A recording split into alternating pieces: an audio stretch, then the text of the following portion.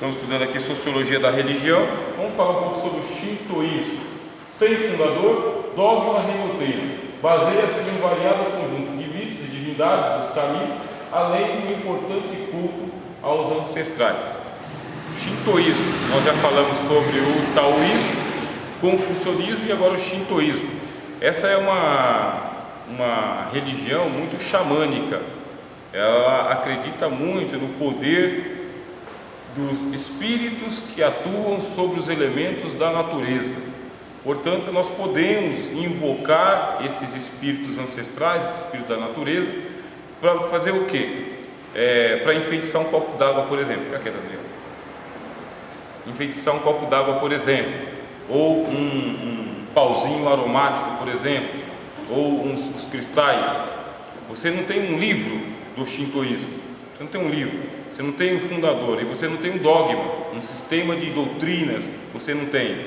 O que você tem é uma espécie de iluminação, contato com elementos da natureza, e existe um xamã que vai fazer a sua iniciação, mas ele não é o seu sacerdote, por exemplo. É uma coisa mais sua, você com a natureza, você com as divindades. Não vinga muito, porque é justamente que ela está muito ligada com questão de plantas, né? Medicinas e cristais. Nem se fala muito sobre isso aí. E está muito distante da nossa realidade, né? Muito distante da nossa realidade. Agora o que nós temos mais perto da nossa realidade, e aqui a gente vai ficar um pouquinho mais de tempo. Hinduísmo ou brahmanismo também não tem um fundador. O que eles dizem? Que esta é a religião mais antiga do mundo, que é a religião que foi praticada por Abel na Bíblia. Por exemplo, que Abel, ele foi um dos primeiros brahmanistas. É lógico que você já está tendo aqui um revestimento da lenda. Quer dizer, chegou um cristianismo lá, eles entraram em contato com a Bíblia hebraica, e na hora de fazer a recontagem da história, eles falaram: Abel era brahmanista, era hinduísta. Abel. E eles falam de 10.000 a.C. Não tem fundador. Aí começa com esse negócio de 2.000 a.C., que é justamente a época em que Abraão foi chamado por Jesus, mas por Deus. E depois você vai lembrar o quê? Que nessa época que Abraão foi chamado, estão na Índia, tá? Hinduísmo, ele é de solo indiano. Esses versos aqui, ó, são os livros. É a partir do momento em que começou a se escrever as orações. Lembrem lá daquela primeira aula que nós tivemos, como que nasce uma religião. Estou aqui no solo, venho aqui, agora eu tenho um sacerdote, esse sacerdote entende a religião e ele precisa escrever a religião. Como que a religião era feita? Era cantada. Portanto, os Vedas, eles são cânticos. E o sacerdote começou a transcrever os cânticos, escrever, para poder memorizar mais as orações. Então são versos de conteúdo e caráter sagrado, transmitidos por tradição oral pelos arianos que são originários do Irã. Irã quer dizer que é uma religião iraniana. Olha que interessante. Do Irã para a Índia, um pulo, por assim dizer, um pulo. Cerca de 500 a.C., a compilação dos Vedas em sânscrito, e eles têm esses outros livros sagrados aqui: o Bhagavad Gita, os Upanishads, as Brahmanas, Mahabharata e o Ramayana. Quer dizer que é uma religião que ela ganhou muita força na Índia. Por quê? Primeiro que ela é uma religião que ela tem um livro sagrado. Agora já não é mais filosofia, como é o caso do taoísmo, do confucionismo e o shintoísmo, que não tem livro nenhum. Já é uma religião mesmo, tem um livro sagrado. Esse livro sagrado, ele é um livro que ele é para ser cantado. Portanto, ele vai conquistar com facilidade, desde as crianças até o ancião. E porque é um livro feito em versos. E que ele admite o quê? Ele admite que não existe um cânon, tá? Não existe um cânon, igual na nossa religião. Cânon do Antigo Testamento, cânon do Novo Testamento. Não tem um cânon. Você tem um livro sagrado que foi dado pelo universo para nós. E que alguns iluminados, alguns avatares, alguns brahmanes, alguns sacerdotes, na nossa linguagem, trouxeram, e quando eles trouxeram, foi reconhecido facilmente como sendo vindo dos deuses, recitado e cantado, traduzido, melhorado, e que admite inclusive ser reformado, tá? Uma religião que ela tem uns ritos que nos espantaria. A imagem não está muito nítida, mas aqui está o rio Ganges, tá? Nesse rio Ganges, está vendo esse senhor aqui, ó? Ele está se lavando, porque o rio, ele é sagrado, mas ele é sagrado mesmo, ele é uma divindade mesmo, não é que ele representa uma divindade. O rio, ele é sagrado mesmo, ele é miraculoso, milagroso, ele é uma divindade, uma divindade. E por ser uma divindade, esse rio, ele aceita sacrifícios humanos. Morreu a pessoa, criança, jovem, velho, doente, saudável, na guerra, não importa, morreu a pessoa. Qual o melhor túmulo? O melhor túmulo é o rio Ganges. Esse é o melhor túmulo. Você tem que devolver para o Deus aquele que a vida que ele deu. Por isso está vendo esse senhor aqui, ó, aqui tudo em volta são cadáveres de pessoas mortas. Aí você já sabe que o cheiro é uma coisa impregnante, sabe? Repugnante, uma coisa que causa náusea. Mas por que uma pessoa em sã consciência se sujeita a isso? Religião. Mais uma vez, a crítica da sociologia da religião. A sociologia da religião vai dizer como que a pessoa se sujeita a isso. É o poder que a religião tem. O cidadão, ele está aqui, ó, velho já. Ele aprendeu isso. Não é a primeira vez que ele vai se banhar no rio, perto dos mortos, aonde tem um monte de cheiro. Você vai aqui no litoral de Santos, você vê aquele cheiro de peixe, você já fala, não dá para tomar banho aqui, né? Um monte de peixe. Ele não vê mais isso, ele não entende isso. Pelo contrário, o cheiro é um privilégio. E não espanta, por quê? Porque todos nós pertencemos ao mesmo ciclo de morte. Então não tem que me espantar com nada, com nada. Aqui do lado você vê o corpo, tá? Isso aqui já é uma caveira mesmo, uma cabeça aqui, ó. Esse é um corpo. Quer dizer que os corpos ficam boiando assim, ó, em cima do rio Ganges, e as pessoas tomando banho. E você acha que elas só tomam banho? Porque não é um banho de sabonete, não sei o que. É um banho espiritual, entendeu? Um banho sagrado. E você acha que eles só tomam banho? Não, eles, ó, bebem a água. Eles bebem a água, tá? Tem um ritual lá. Esse ritual ele conta com mais de 1 bilhão, uma peregrinação que eles fazem lá, que é mais de 1 bilhão de indianos que vão se banhar nas águas geladas e poluídas, inclusive, do rio Ganges. Porque a Índia, ela tem uma Índia, está bem aqui nesse livro, tá? Tem uma Índia que é uma Índia ritual, hinduísta, e tem uma Índia que ela é capitalista. Quer dizer que lá na Índia tem um pessoal que é endinheirado, que nunca vai no Ganges, nunca vai, só que ganham com as peregrinações, é 1 bilhão de pessoas. Quer dizer que é um continente que eles têm 1,5 bilhão de pessoas. É um lugar que eles possuem inclusive a bomba atômica, um país que possui tecnologia nuclear. E ainda assim a espiritualidade lá, ela é em cada esquina. A religião hindu, ela tem tudo isso escrito nesses livros que eu falei para vocês, as Upanishads, os Vedas, o Ramayana, o Mahabharata. É o livro sagrado que ensina isso. E o detalhe é que eles sabem ler, tá bem? Eles não são analfabetos, eles sabem ler, apesar de ser um país gigantesco, muito grande mesmo. Bom, espiritualmente, para nós assim que somos da igreja, o que a gente entende? Que é uma potestade muito forte, é um demônio muito forte, né? Uma coisa, para não deixar o evangelho penetrar lá, 2000 anos de paredão, o evangelho entra e fracassa, o evangelho lá ele é fraquinho culturalmente, mas o que está lá tem que ser poderoso, porque senão não suporta. Aí você vai descobrir o quê? O que você tem lá nos livros? Começa com o politeísmo.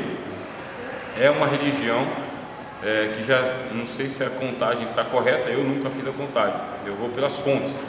3 bilhões de deuses, de divindades. Só que essas 3 milhões, eles são que nem uma espécie de pirâmide, tá? Você tem os deuses maiores e depois vai caindo, aí ficam esses 3 milhões de deuses mesmo. E cada deus com seu ritual, cada deus com o seu nome. Começa com a divindade mais poderosa, que é esse Brahma aqui. Aí você fala, uma imagem, mas O Brahma tem uma imagem? Não, o Brahma não tem uma imagem, bem? O Brahma ele é invisível. Mas por que ele tem uma imagem então? Porque a religião hindu, além dela ser uma religião, ela é uma filosofia também. Ela é uma filosofia hinduísta. Ela vai explorar o poder do símbolo. Então o que é o Brahma? Você vai ver aqui uma das imagens dele.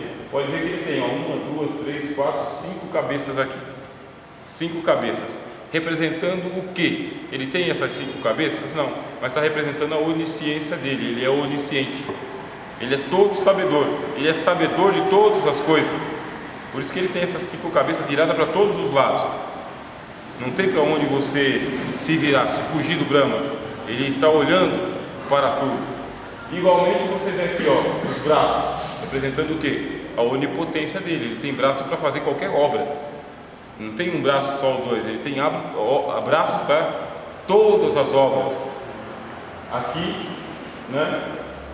Você vê que faltam as pernas para ele, mas ele está sentado sobre uma espécie de aura, de nuvem, de fogo, alguma coisa assim. Esse Brahma aqui, ele é o equivalente ao Deus Todo-Poderoso. Ele é realmente a origem de todas as coisas. Só que tem um detalhe: esse Brahma ele veio do Nirvana. E o Nirvana, ele é um Deus impessoal. Ele não sabe que você existe. O Nirvana não sabe que você existe. Por isso que acontece? O Nirvana ele tem um ciclo, aí ele completa o ciclo dele. Quando ele completa o ciclo, ele se expande. Quando ele se expande, aí surgem as divindades. Depois das divindades vem os outros seres, que somos nós. Todos nós somos evolução do Nirvana de acordo com o hinduísmo. É uma doutrina que ela tem uma força filosófica muito grande. Se você tivesse presente ali naquela família, naquelas castas, você dificilmente seria libertado disso. Dificilmente. Do lado do Senhor Brahma, criador do cosmos e dos demais deuses, você tem Vishnu, que é o protetor da humanidade e tem várias encarnações terrenas, os avatares. Esse Vishnu aqui, ele é o lado bom do Brahma, porque o Brahma é o seguinte: ele cria o cosmos e ele cria as outras divindades, e ele criou divindades do bem e ele criou divindades do mal, por causa do ciclo que ele vai fazer. Começa lá, essa aqui é a divindade do bem, Vishnu, ele é o criador também, tá? Ele vai manter o equilíbrio, ó, é o protetor da humanidade. E ele tem várias reencarnações, e essa é a doutrina mais forte que existe no hinduísmo. O irmão perguntou sobre a penetração, né, dessas religiões aqui. Você vê através de livros, filmes, revistas e várias outras lendas que tem por aí. Quando foi lançado o filme do Avatar aqui no mundo, a ideia da reencarnação. Você é uma reencarnação. Você está aqui hoje, mas você veio do Brahma. O Brahma deixou você emanar. Lá você tem uma espécie de conta bancária no céu, que não é céu também, é o Nirvana. Para, Adriel, não é brincadeira. A sua conta bancária lá no céu, que eles chamam de Dharma. Então esse Dharma aqui é onde está a conta da humanidade inteira. Todo mundo tem uma conta lá com esse Dharma. Esse Dharma é que deu a vida, a respiração, a saúde. E quando você sai do Dharma, que você vem para o mundo, você tem um karma. O karma é a sua conta pessoal, personalizada, está no seu nome. E o Dharma é a sua conta conjunta, está com todo mundo. Qual que é o objetivo do hinduísmo?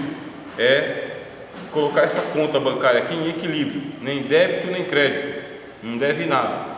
Quando você chegar nesse ponto aqui, você não precisa reencarnar mais. Mas qual é a garantia de que você chegou nesse ponto? Você encarna. Encarnou, você vai ter os seus 80 anos de vida, junto com o seu karma, aí você vai quitando a dívida que você tem. Como que você quita? Tomando banho no Ganges, oferecendo os sacrifícios, honrando os deuses, os ancestrais, se iluminando, se desprendendo do mundo, porque o mundo é uma grande maia, o mundo é uma grande ilusão. Nada disso aqui é real, tá? Isso não existe. Nós estamos vivendo um conto, uma ilusão. Por isso não adianta você correr atrás dos bens materiais. Você fala o seguinte: olha, como que 1,5 bilhão de indianos vive debaixo da linha da miséria, ganhando menos de R$1 por dia e pegando leite e dando para as baratas comerem junto com os ratos? Por quê?